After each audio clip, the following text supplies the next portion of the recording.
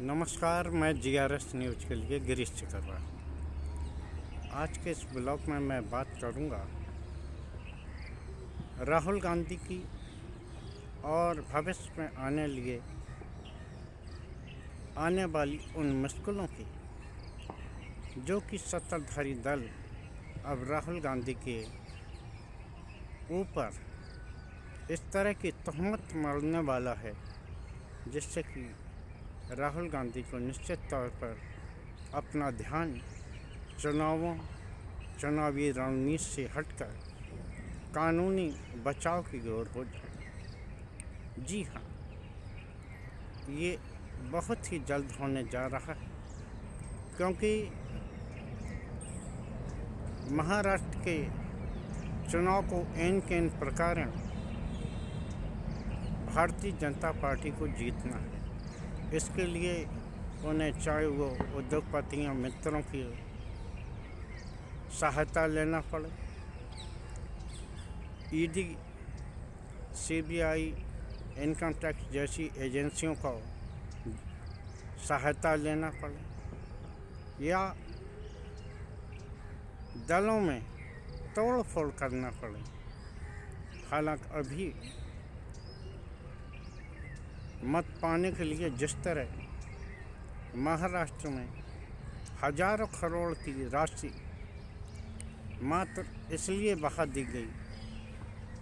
और हरियाणा के साथ इसलिए ही चुनाव नहीं किए गए, जिससे कि महिलाओं के खाते में लाडली बहना के नाम पर 2-3 महीने की राशि डाली जा सके। निश्चित तौर पर राहुल गांधी 6 तारीख को नागपुर में आए और नागपुर में संविधान बचाओ अभियान के तहत जिस प्रकार उन्होंने सरकार को टारगेट किया, समाचार पत्रों में लेख लिख के जिस तरह सरकार की नीतियों का खुलासा किया, सरकार उससे बैठकर पर आई है। सरकार जिन राहुल गांधी को पप्पू बताते हुए देश के प्रधानमंत्री नरेंद्र मोदी उन्हें अपने दल का प्रचारक बताते थे, अब उन्हीं राहुल गांधी से भारतीय जनता पार्टी को तकलीफ होने लगी, क्योंकि उनके संविधान की प्रति हाथ में लेकर और आरक्षण को बढ़ाने की बात करना,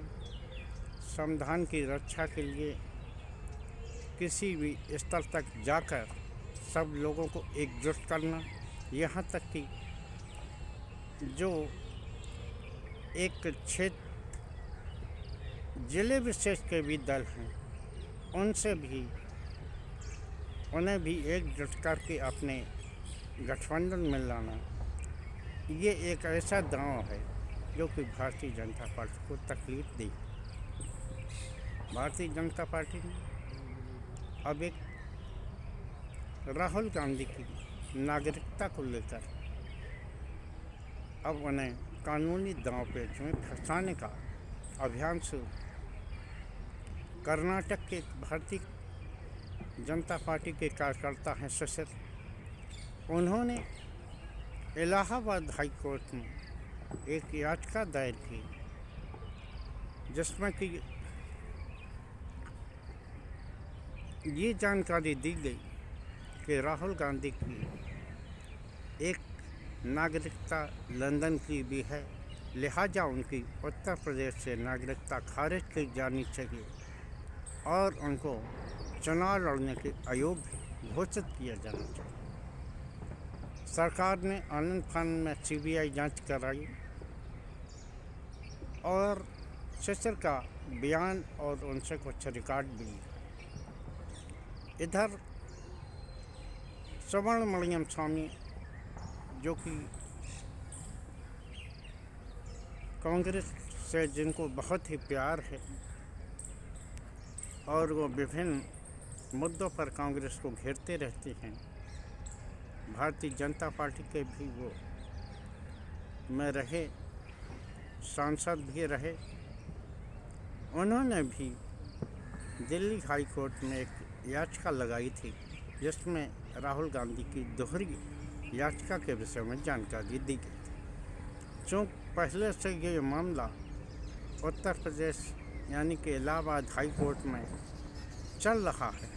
लिहाजा माननीय न्यायालय ने एक जगह मर्ज करने के लिए वहाँ से स्टेटस रिपोर्ट मांगी, जिसमें कि बताया गया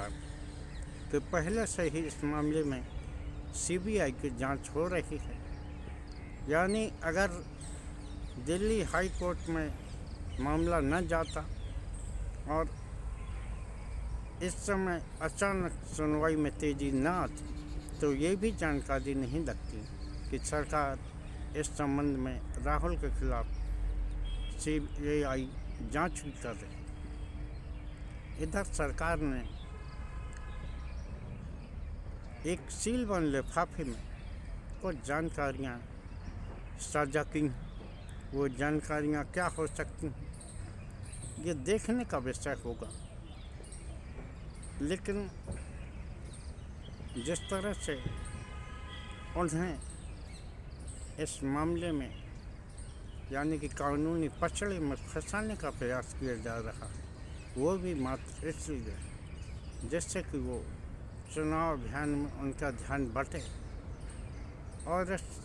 ध्यान बटने का फ़ायदा उठाकर भारतीय जनता पार्टी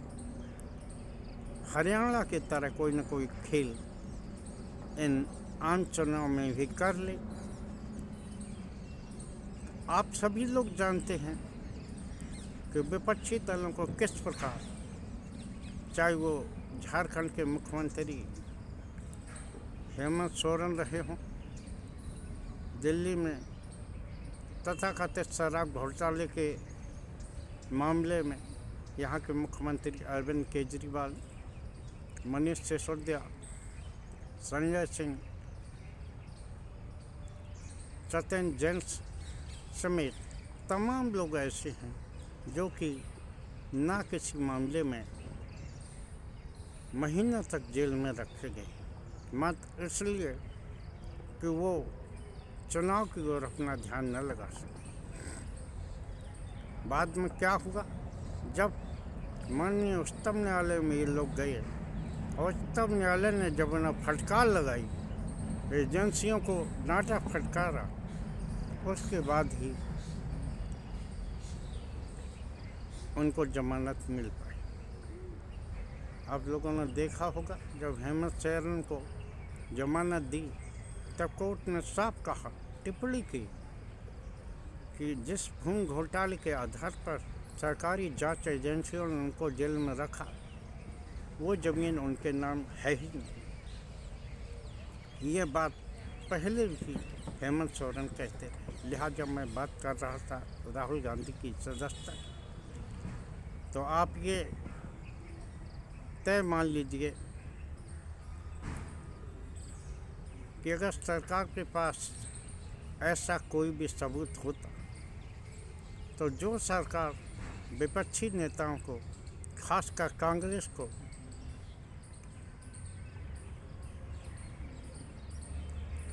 क्या वो इतने दिनों तक उन्हें बर्दाश्त करती? ये एक ऐसा सवाल है और इसका उत्तर भी नाम है, क्योंकि आप देखते हैं विपक्षी दलों को झूठे मामले में जेल भेजने वाले केंद्र की सरकार निश्चित तौर पर कांग्रेस के खिलाफ, या यूँ कहिए अगर विपक्षी नेताओं के लिए उनके पास ज़रा भी सबूत होता तो निश्चित तौर पर वो देर नहीं करती। जो सरकार मोदी सरनेम के मामले में गुजरात हाई कोर्ट में अधिकतम सज़ा करवा सकती हो, जो कि इस बात में खुला, भले ही आप कहें कि कोर्ट में सरकार का क्या दखल, लेकिन जिस तरह हाई कोर्ट पर दबाव रहा, जिसका उल्लेख माननीय उच्चतम न्यायालय ने भी किया कि हाई कोर्ट ने आखिर अधिकतम सज़ा क्यों दी, और उन्होंने गुजरात हाई कोर्ट के कार्यशैली पर सवाल खड़े किए। देखना यह है कि 6 दिसंबर को जब अगली सुनवाई होगी तो जो बंद लिफाफे में सरकार ने सौंपा है, आखिर मामला कहाँ तक जाता है। हो सकता है इससे पहले ही राहुल गांधी को अन्य किसी मामले में या तमाम मुकदमे राष्ट्रीय स्वयंसेवक संघ आज के उनके खिलाफ चल रहे, उन्हें कानूनी पचड़े में फंसाया जाए और उनका ध्यान बांटने के लिए ये कोशिश की जाए कि राहुल गांधी ना तो चुनावी रणनीति बना सके और ना वोट ही जगह जगह मांग सकें, क्योंकि जो राहुल गांधी कभी बकौल प्रधानमंत्री उनके दल के लिए स्टार प्रचारक हुआ करते थे, आज वो भारतीय जनता पार्टी के ताबूत में कील ठोंकने वाले बन गए हैं। आज के ब्लॉक में बस इतना ही। जय हिंद, जय भारत।